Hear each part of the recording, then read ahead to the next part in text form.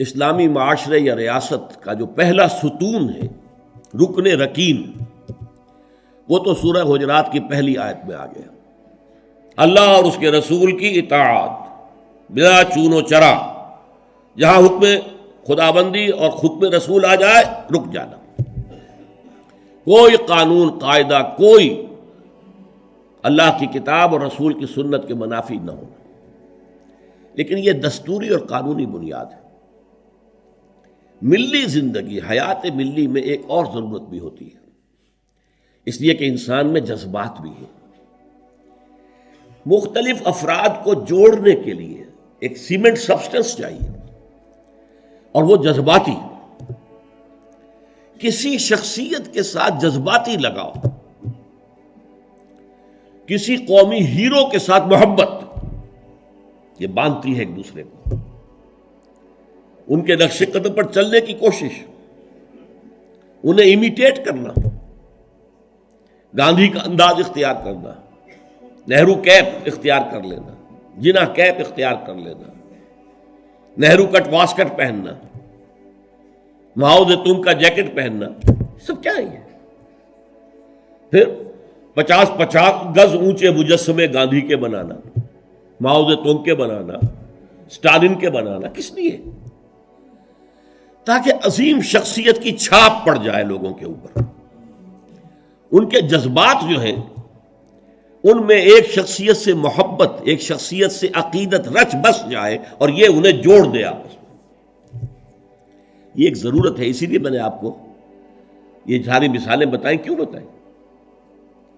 یہاں تک کہ اگر کوئی ہیرو نہ ہو تو ہیرو بنانا پڑتا ہے، تاکہ اس ہیرو کی ہیرو ورشپ، تو ورشپ کا لفظ تو بہرحال ہمارے لیے درست نہیں ہے، لیکن اس ہیرو سے محبت، اس کے اتباع کا جذبہ، اس کا احترام، اس کا ادب، یہ در حقیقت انسانی ثقافت اور تہذیب کی بنیاد بنتی ہے۔ اسلامی معاشرے میں وہ شخصیت جو ہے کوئی مصنوعی بنانے کی ضرورت نہیں ہے، وہ دل آویز شخصیت ہے محمد الرسول اللہ صلی اللہ علیہ وسلم کی۔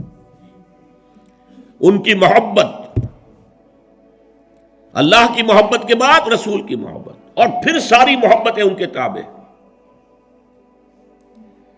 حضور نے فرمایا لا یؤمن احدکم حتی اکون احب الیہ من والدہ وولدہ والناس اجمعین، تم میں سے کوئی شخص مومن نہیں ہو سکتا جب تک کہ میں اسے اس کے والدین سے، اس کے بیٹوں سے اور تمام انسانوں سے بڑھ کر محبوب نہ ہو جاؤں۔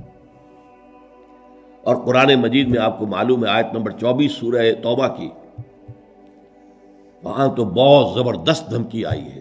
قل ان کان آباؤکم وابناؤکم واخوانکم وازواجکم وعشیرتکم واموال اقترفتموها وتجارۃ تخشون کسادها ومساکن ترضونها احب الیکم من اللہ ورسولہ وجہاد فی سبیلہ فتربصوا حتی یاتی اللہ بامرہ واللہ لا یہدی القوم الفاسقین۔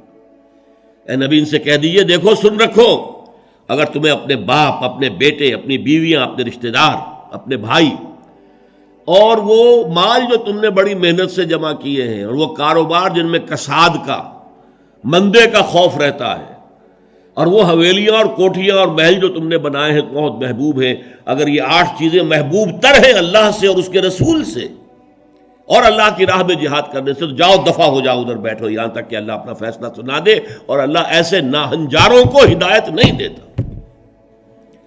تو یہ ہے در حقیقت دوسری شخصیت مسلمانوں کو جذباتی طور پر ایک دوسرے قریب لانے کی۔ جب میرا بھی ایک جذباتی تعلق حضور کے ساتھ ہوگا، آپ کا بھی ہوگا، تو ہمارا یہ حضور کے ساتھ تعلق ہمیں بھی قریب لائے گا ایک دوسرے سے، ان کی محبت کے رشتے میں ہم بندھ جائیں گے آپس میں۔ اور اگر حضور کی شخصیت کے ساتھ کوئی گستاخانہ طرز عمل اختیار کر لیا جائے، ان کی بات کی پرواہ نہ کی جائے، تو پھر ظاہر بات ہے کہ اسلامی معاشرہ جو ہے وہ منتشر ہو جائے گا۔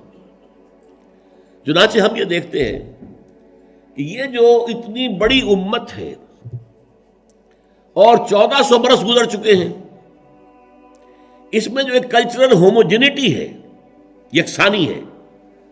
آپ کو انڈونیشیا کا مسلمان ملے گا، وہی انداز اس کا ہے، وہ داڑھی ہے اس کا وہی انداز، لباس ٹھیک ہے تہبند ہو کچھ ہو لیکن وہ گھٹنوں سے اوپر ہوگا، محسوس ہوگا کہ کوئی ہے، کوئی شے ہے ان کے درمیان مشترک۔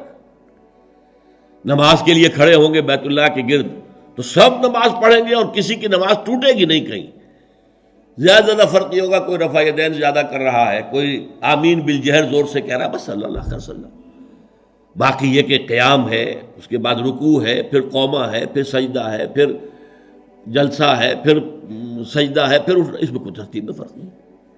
یہ وہ چیز ہے جس نے اس امت کے اندر cultural homogeneity and cultural continuity پیدا کی ہے، نسل بعد نسل، نسل بعد نسل۔ ہم کسی اور ہیرو کو وہ مقام دینے کو تیار نہیں۔ اقبال نے بہت خوبصورت شعر کہا ہے، یہ زائرین حریم مغرب ہزار رہبر بنے ہمارے، ہمیں بھلا ان سے واسطہ کیا جو تجھ سے نہ آشنا رہے۔ یہ جو ہمارے ہاں کوشش ہوئی قائد اعظم کو ہیرو بنا دیا جائے، محترمہ فاطمہ جناح کو آئیڈیل بنا دیا جائے، اس کی یہاں تک انتہا ہوئی ہے پاکستان میں۔ میرا طالب علمی کا دور ہے یہ کہ ایک صاحب نے لکھا تھا، آج کی عورت کے لیے فاطمہ بنت محمد نمونہ نہیں ہے، نمونہ فاطمہ جناح ہے۔ انا للہ و انا الیہ راجعون۔ یہ نسبت خاک رابہ عالم پاک، ان کا اپنا مقام ہے، انہوں نے قائد اعظم کی جیسے خدمت کی ہے، ساتھ دیا ہے ساری عمر، ہم ان کی قدر کریں گے، لیکن ہمارے لیے قابل اقتداء، قابل اتباع وہ فاطمہ بنت محمد ہیں، عائشہ زوجہ رسول اللہ ہے صلی اللہ علیہ وسلم، ہم ان کا اتباع کریں گے۔ ہیرو ہمارے وہ ہیں۔ یہ زائرین حریم مغرب جو مغرب کی تہذیب میں رنگے ہوئے لوگ ہیں، ہزار رہبر بنے ہمارے، ہمیں بلا ان سے واسطہ کیا جو تجھ سے نہ آشنا رہے۔ ہمارے لیے تو در حقیقت ایک معیار ہوگا، محمد سے جو جتنا نزدیک، ہمارے دلوں میں اتنی ہی اس کی قدر و قیمت ہوگی، محبت ہوگی۔ جو جس درجے میں متبع رسول ہے، اسی درجے میں ہمارے دلوں میں اس کے لیے احترام ہوگا، ادب ہوگا، محبت ہوگا۔ اب اس میں جو رکھنے پڑ رہے تھے، اصل میں اس کے تاریخی پس منظر کو سمجھ لیجئے۔ یہ جو سورہ حجرات ہے، یہ مصحف میں سورہ فتح کے فوراً بعد ہے۔ سورہ فتح سے در حقیقت عرب میں اسلام کی فتوحات کا دائرہ شروع ہو گیا تھا۔ سورہ حدیبیہ کو بھی اللہ تعالیٰ نے فرمایا یہ بہت بڑی فتح ہے جو ہم نے تمہیں دی ہے، انا فتحنا لک فتحا مبینا۔ اگلے سال خیبر فتح ہو گیا، جو سب سے بڑا گڑھ بن گیا تھا یہودیوں کا حجاز کے شمالی سرے پر۔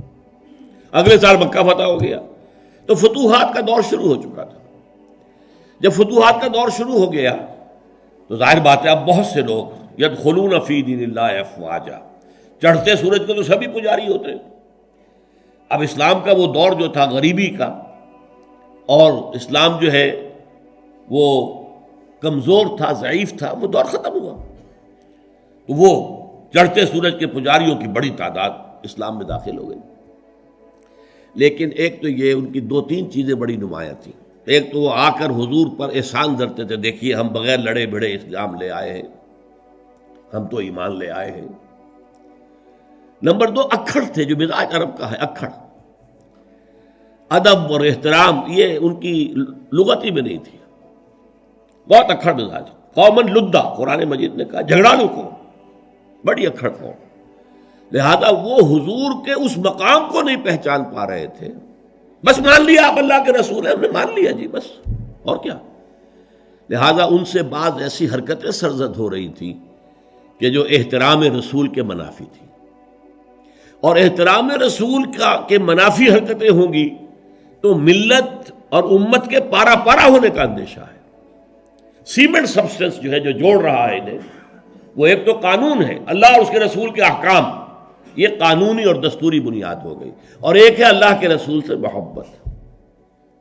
ویسے تو محبت سب سے زیادہ اللہ سے ہونی چاہیے، لیکن ظاہر بات ہے کہ اللہ تو وراء الورا ثم وراء الورا ثم وراء الورا، اس کا تو کوئی تصور ہم کرتے ہی نہیں، کر سکتے ہی نہیں، کریں گے تو وہ شرک ہو جائے گا، کفر ہو جائے گا۔ جو بھی ذہن میں نقشہ جمائیں گے وہ اللہ تو نہیں ہے، کوئی اور شے ہے جو آپ نے بنا لی۔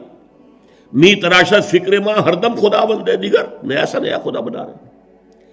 لیکن ایک محسوس پے کرے محسوس حضور کی شخصیت، دل آویز شخصیت، حضور میں رحمت، حضور کی شفقت، یہ تو لوگوں کے سامنے تھی نا. حضور کا اعلیٰ کردار، حضور کی پاک سیرت، یہ تو حضور کے سامنے تھی نا. لہذا اصل محبت کا مرکز جو ہے وہ ذات نبی بن جاتی ہے. از خدا، بہت پیارے الفاظ ہیں اقبال کے، اگرچہ ذرا سا اس میں تجاوز ہے. از خدا محبوب تر گردد نبی، نبی اللہ سے زیادہ محبوب ہو جاتا ہے. حالانکہ جب آپ اصولاً بیان کریں گے تو والذین آمنوا اشد حبا للہ، جو واقعی اہل ایمان ہیں وہ شدید ترین ہوتے ہیں اللہ کی محبت میں. اور جو سورہ توبہ کی آیت میں نے آپ کو سنائی، اس میں بھی پہلے محبت خداوندی کا ذکر ہے، پھر محبت رسول کا. کہ اگر یہ 8 چیزیں احب الیکم من اللہ ورسولہ وجہاد فی سبیلہ فتربصوا حتی یاتی اللہ بامرہ واللہ لا یہدی القوم الفاسقین. لیکن اللہ تک پہنچانے والا تو محمد ہے نا ہمیں صلی اللہ علیہ وسلم. اللہ کے پیغامات دینے والا ہمیں، وہ تو اللہ کا رسول ہے نا، محمد ہے صلی اللہ علیہ وسلم. پھر ہم جو خوگرے پے کرے محسوس تھی انسان کی نظر، وہ خوگرے پے کرے محسوس محمد تو ہمیں نظر آتے ہیں. اللہ کے بارے میں تو ہم کوئی تصور نہیں کر سکتے. محمد کا کیا کردار تھا صلی اللہ علیہ وسلم اپنی بیٹیوں کے ساتھ، کیسا سلوک تھا اپنی بیویوں کے ساتھ. آپ کتنی بڑی مثال تھے سپہ سالاروں کے لیے، کتنی بڑی مثال تھے قاضی القضات لوگوں کے لیے. فیصلے کرتے تھے کہ نہیں، قاضی تھے کہ نہیں. کتنا بڑا اسوہ تھے ہیڈ آف دی اسٹیٹس کے لیے. آپ اس ریاست کے ہیڈ تھے اس وقت.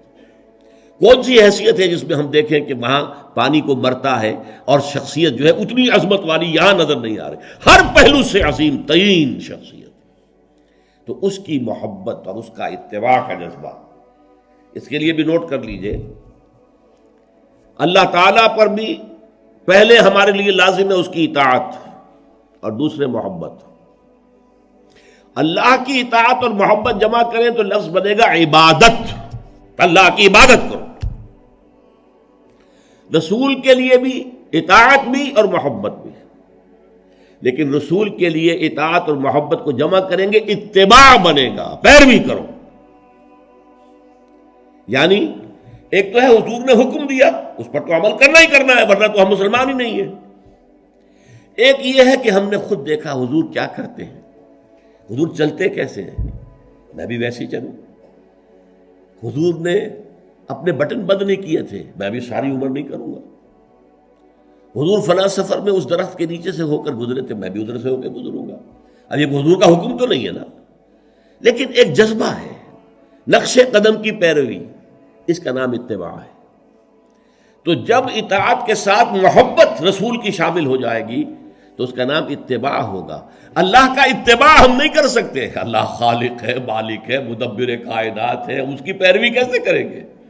ہاں رسول کا اتباع جو ہے، قل ان کنتم تحبون اللہ فاتبعونی یحببکم اللہ، اے نبی سے کہہ دیجئے اگر تم اللہ سے محبت کرتے تو میرا اتباع کرو، اللہ تم سے محبت کرے گا.